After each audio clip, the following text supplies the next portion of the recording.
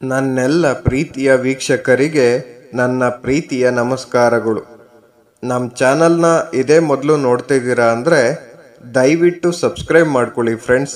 ಮುಂಚೆಯಿಂದ ನೋಡ್ತಿದ್ದೀರಾ, ಇನ್ನೂ ಸಬ್ಸ್ಕ್ರೈಬ್ ಮಾಡ್ಕೊಂಡಿಲ್ಲ ಅಂದರೆ ದಯವಿಟ್ಟು ಸಬ್ಸ್ಕ್ರೈಬ್ ಮಾಡ್ಕೊಳ್ಳಿ ಫ್ರೆಂಡ್ಸ್, ಸಪೋರ್ಟ್ ಮಾಡಿ. ಚಾಣಕ್ಯ ನೀತಿಯ ಪ್ರಕಾರ ಹಣವು ನಿಮ್ಮ ಕೈಯಲ್ಲಿ ಇಲ್ಲದಿದ್ದರೆ ನಿಮ್ಮ ಕೆಲವು ಅಭ್ಯಾಸಗಳಲ್ಲಿ ನೀವು ಬದಲಾವಣೆಗಳನ್ನು ತಂದುಕೊಳ್ಳಬೇಕು. ಚಾಣಕ್ಯನಿಗೆ ಹಣದ ಬಗ್ಗೆ ಗಂಭೀರ ಮತ್ತು ವ್ಯವಹಾರ ಕಲ್ಪನೆಗಳಿದ್ದವು. ಹಣವು ಮನುಷ್ಯನಿಗೆ ಉತ್ತಮ ಸ್ನೇಹಿತ, ಆದರೆ ಹಣವನ್ನು ಬಳಸುವ ವಿಧಾನ ಬಹಳ ಮುಖ್ಯ ಎಂದು ಚಾಣಕ್ಯ ಹೇಳಿದ್ದರು. ಹಣವನ್ನು ಸಂಪಾದಿಸಿ ಅದನ್ನು ಸರಿಯಾಗಿ ಬಳಸುವುದರ ಮಹತ್ವವನ್ನು ಅವರು ಸಮಾಜಕ್ಕೆ ವಿವರಿಸಿದ್ದರು. ಚಾಣಕ್ಯರು ಹಣವೇ ಅದ್ಭುತ ಶಕ್ತಿ ಎಂದು ಹೇಳಿದ್ದರು, ಆದರೆ ಹಣವನ್ನು ತನ್ನ ಮತ್ತು ಸಮಾಜದ ಪ್ರಯೋಜನಕ್ಕಾಗಿ ಮಾತ್ರ ಬಳಸಬೇಕು ಹಾಗೂ ನೈತಿಕವಾಗಿ ಮತ್ತು ಪ್ರಾಮಾಣಿಕವಾಗಿ ಬಳಸಬೇಕು ಎಂದು ಸಲಹೆ ನೀಡಿದ್ದರು. ಹಣವನ್ನು ಹೇಗೆ ಬಳಸಬೇಕು ಗೊತ್ತಾ? ಅನಾವಶ್ಯಕ ಖರ್ಚು. ಮೊದಲನೆಯದಾಗಿ, ನಿಮ್ಮ ಖರ್ಚು ಅಭ್ಯಾಸಗಳ ಬಗ್ಗೆ ಗಮನ ಕೊಡಿ. ನೀವು ಅನಗತ್ಯ ವಿಷಯಗಳಿಗೆ ಹಣವನ್ನು ಖರ್ಚು ಮಾಡಿದರೆ ತಕ್ಷಣ ಅದನ್ನು ನಿಲ್ಲಿಸಿ.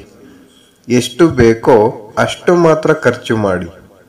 ಅನಗತ್ಯ ವೆಚ್ಚಗಳನ್ನು ಕಡಿಮೆ ಮಾಡಲು ಬಜೆಟ್ ಅನ್ನು ರಚಿಸಿ ಮತ್ತು ಅದಕ್ಕೆ ಅನುಗುಣವಾಗಿ ಹಣವನ್ನು ಹೂಡಿಕೆ ಅಥವಾ ಉಳಿಸುತ್ತಾ ಹೋಗಿ. ಸಾಲ ತೆಗೆದುಕೊಳ್ಳುವ ಅಭ್ಯಾಸ.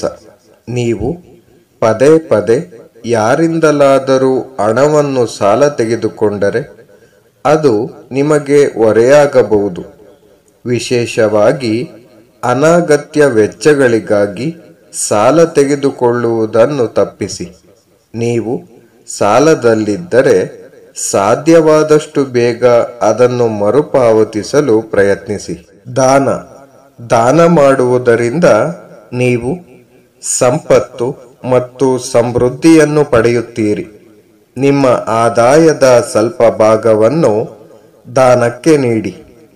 ನಿರ್ಗತಿಕರಿಗೆ, ಬಡವರಿಗೆ ಹಾಗೂ ಅಗತ್ಯವಿರುವವರಿಗೆ ನಿಮ್ಮ ಕೈಲಾದಷ್ಟು ದಾನ ಮಾಡಬೇಕು. ದಾನ ಮಾಡಿದರೆ ಹಣ ಖಾಲಿಯಾಗುತ್ತದೆ ಎಂದು ಯೋಚಿಸುವುದು ನಿಮ್ಮ ತಪ್ಪು ಆಲೋಚನೆಯಾಗಿದೆ. ಹೂಡಿಕೆ ಮಾಡುವಾಗ ಎಚ್ಚರ. ನೀವು ತಪ್ಪು ಸ್ಥಳಗಳಲ್ಲಿ ಹೂಡಿಕೆ ಮಾಡಿದರೆ ನಿಮ್ಮ ಹಣವನ್ನು ಕಳೆದುಕೊಳ್ಳಬಹುದು. ಹೂಡಿಕೆ ಮಾಡುವ ಮೊದಲು ಚೆನ್ನಾಗಿ ಯೋಚಿಸಿ ಮತ್ತು ಯೋಜಿಸಿ ನಂತರ ಹೂಡಿಕೆಯನ್ನು ಮಾಡಿ.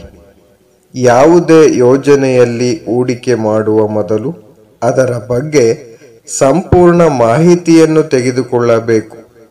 ವಿನಾಕಾರಣ ಹಿಂದೆ ಮುಂದೆ ಯೋಚಿಸದೆ ಹೂಡಿಕೆ ಮಾಡುವುದು ನಿಮ್ಮ ಆರ್ಥಿಕ ಸ್ಥಿತಿಯ ಮೇಲೆ ಪ್ರಭಾವ ಬೀರಬಹುದು. ಕೆಟ್ಟ ಆಲೋಚನೆ. ಮನಸ್ಸಿನಲ್ಲಿ ಕೆಟ್ಟ ಆಲೋಚನೆಗಳು ನಿಮ್ಮನ್ನು ವಿಫಲಗೊಳಿಸಬಹುದು. ಸಕಾರಾತ್ಮಕ ಚಿಂತನೆಯನ್ನು ಇಟ್ಟುಕೊಳ್ಳಿ ಮತ್ತು ನಿಮ್ಮ ಗುರಿಗಳನ್ನು ನಂಬಿರಿ. ಆತ್ಮವಿಶ್ವಾಸದಿಂದ ಕೆಲಸ ಮಾಡಿ. ಆಗ ನಿಮ್ಮ ಗುರಿಯನ್ನು ಸಾಧಿಸಲು ನಿಮಗೆ ಸಹಾಯವಾಗುತ್ತದೆ.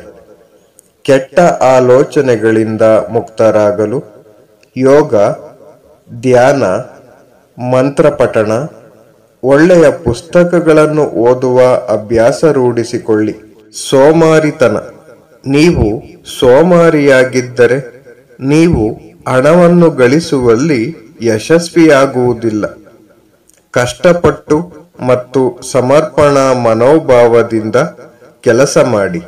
ನಿಮ್ಮ ಗುರಿಗಳನ್ನು ಸಾಧಿಸಲು ಪ್ರಯತ್ನಿಸಿ. ಕೆಟ್ಟವರ ಸಹವಾಸ.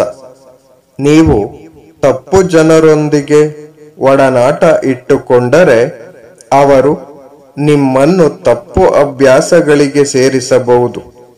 ನಿಮಗೆ ತಪ್ಪು ಸಲಹೆ ನೀಡುವ ಜನರಿಂದ ದೂರವಿರಿ. ಒಳ್ಳೆಯ ಮತ್ತು ಸಕಾರಾತ್ಮಕ ಚಿಂತನೆಗಳನ್ನು ಇಟ್ಟುಕೊಂಡಿರುವ ಜನರೊಂದಿಗೆ ಬೆರೆಯಲು ಪ್ರಯತ್ನಿಸಿ. Thank you for watching friends. Please subscribe my channel.